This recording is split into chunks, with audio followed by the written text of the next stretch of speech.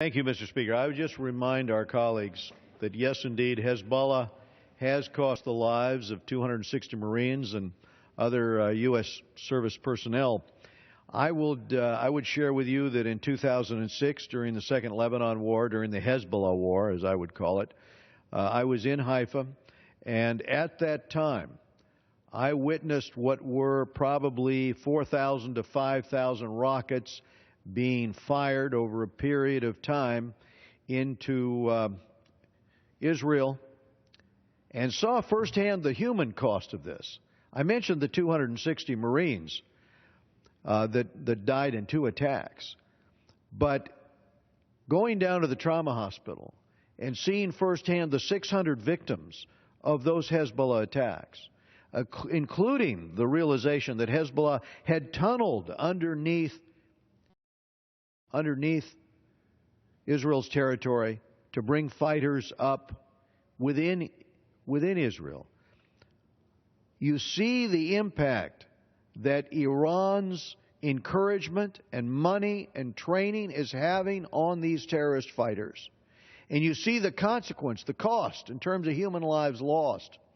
Elliot Engel and I, after the Gaza conflict, by the way, were in one of these tunnels. It came up right outside of a school, this one coming from Hamas, but again, financed by Iran, just as the engineering work for the tunnels in Lebanon, underneath the border there, was again done by Iran.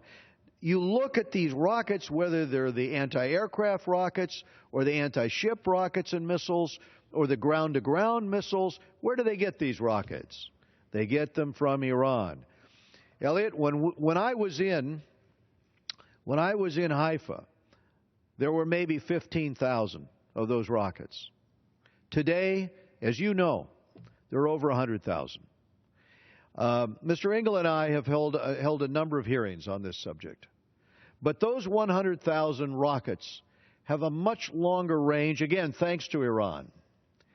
And Hezbollah, in the meantime, is gaining in its position and strength monetarily, both from the money it gets from Iran and from its clandestine activities in smuggling. We have an opportunity with this legislation to cut off its international financing.